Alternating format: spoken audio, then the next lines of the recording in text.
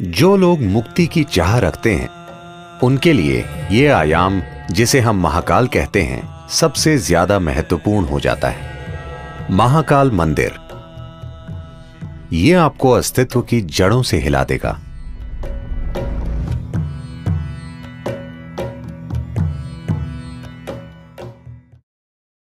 शिव एक ऐसे देवता हैं जिन्हें नाम नहीं देना चाहिए,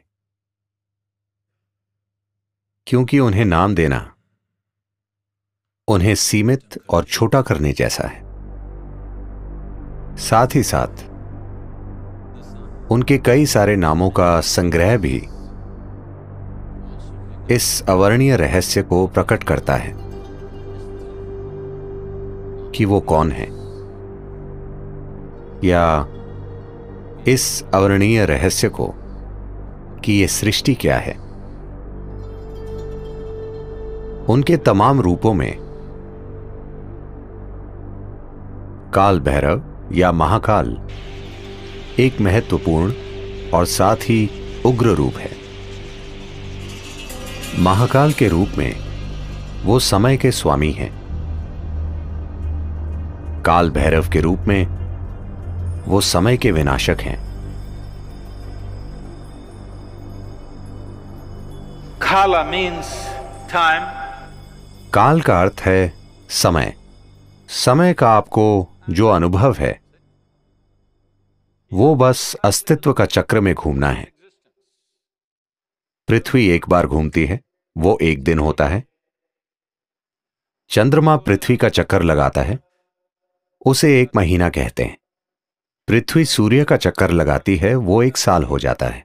हर चीज जिसे आप समय मानते हैं, आपकी घड़ी भी चक्रों से जुड़ी है। हर चीज जो भौतिक है वो चक्रीय प्रकृति की है। अणु से लेकर ब्रह्मांड तक हर चीज जो भौतिक है वो स्वाभाविक रूप से चक्रीय प्रकृति की है, और अपने भौतिक अस्तित्व के कारण और आप जो हैं उसकी भौतिक प्रकृति के साथ आपके जुड़ाव के कारण आपको समय का बोध है। अब आप यहां बैठे हैं क्योंकि आपके पास एक शरीर है, इसलिए वो समय का हिसाब रख रहा है। जब आप जीवन की चक्रीय गति से मुक्त हो जाते हैं तो हम कहते हैं कि आपने मुक्ति पा ली है या मोक्ष पा लिया। तो जो लोग मुक्ति की चाह रखते हैं, जो लोग मोक्ष प्राप्त करना चाहते हैं, उनके लिए ये आयाम, जिसे हम महाकाल कहते हैं, सबसे ज्यादा महत्वपूर्ण हो जाता है।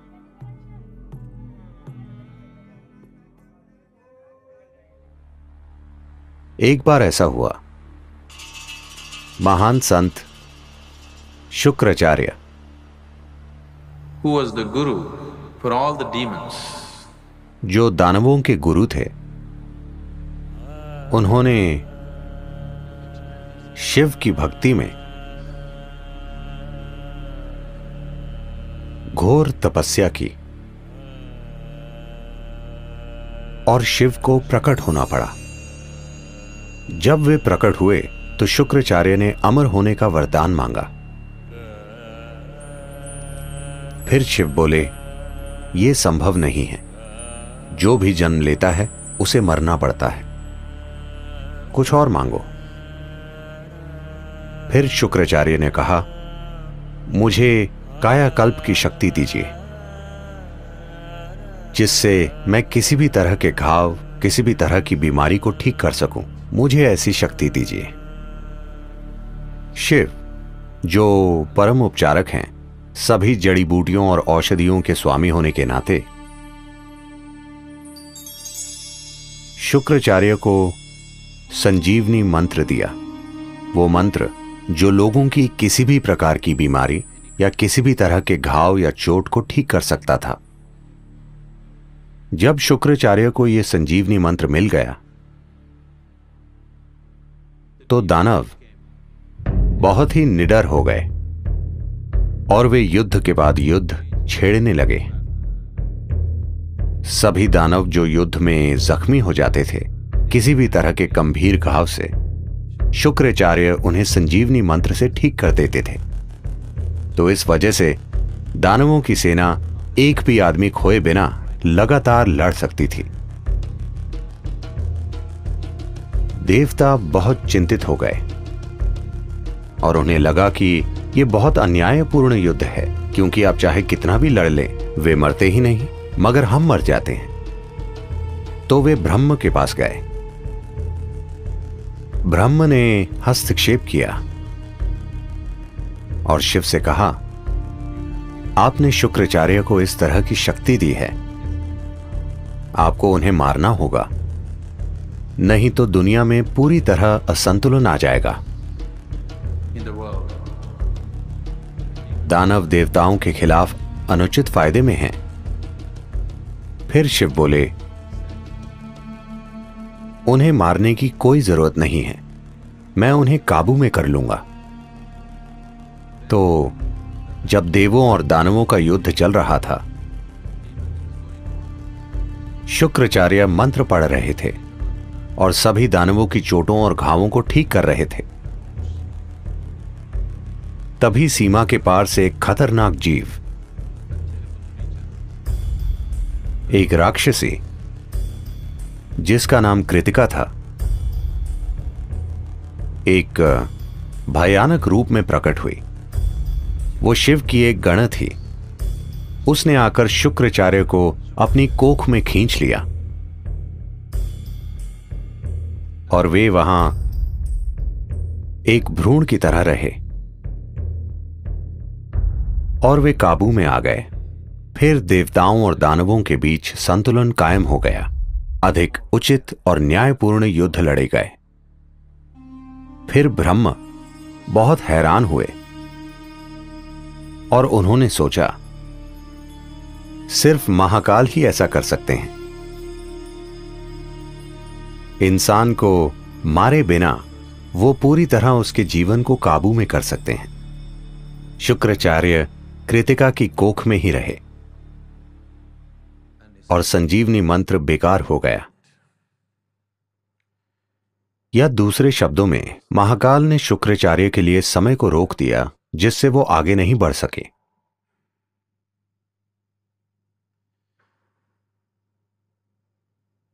जब हम परे जाने की बात करते हैं, जब हम आध्यात्मिकता, योग की बात करते हैं,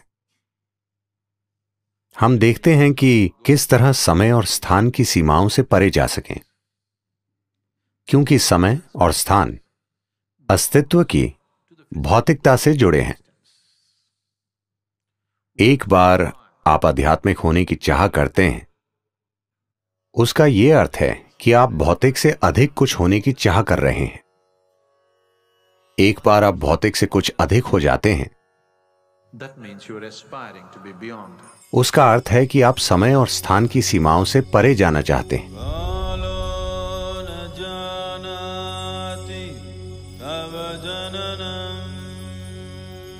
महाकाल मंदिर में जिस लिंग की प्राण प्रतिष्ठा की गई है, उसकी प्रकृति बेहद असाधारण है। यह आपको अस्तित्व की जड़ों से हिला देगा। यह प्राण प्रतिष्ठा वाकई अद्भुत है। इसका एकमात्र मकसद है कि ये किसी तरह आपको विलीन कर दे। इस मंदिर में पूरी तैयारी के साथ जाना चाहिए, क्योंकि ये बहुत शक्तिशाली है और कमजोर दिल वालों के लिए नहीं है। यह आपको अंदर से हिला देता है। हर दिन महाकाल को जो भेंट अर्पित की जाती है, वो शमशान से लाई गई ताजा राख है, क्योंकि उन्हें यही पसंद है और वो जैसे हैं उन्हें वैसा बनाए रखती है। दुर्भाग्य से मैंने सुना है कि हम इतने सभ्य होते जा रहे हैं। अब शायद कुछ आंदोलनकारियों के विरोध के कारण वो शमशान की राख का इस्तेमाल नहीं कर रहे हैं। दुर्भाग्य से वो गाय या बैल के गोबर का इस्तेमाल कर रहे हैं। ये सिर्फ संस्कृति से जुड़ी चीज नहीं है, इसके पीछे एक विज्ञान है। अगर हम शमशान से राख लाएं और कोई दूसरी राख लाएं, मैं आपको दिखा सकता हूं कि दोनों में क्या फर्क है। अनुभव के स्तर पर दोनों में बहुत बड़ा अंतर है और यह बहुत महत्वपूर्ण है कि इस प्रक्रिया को जारी रखा जाए।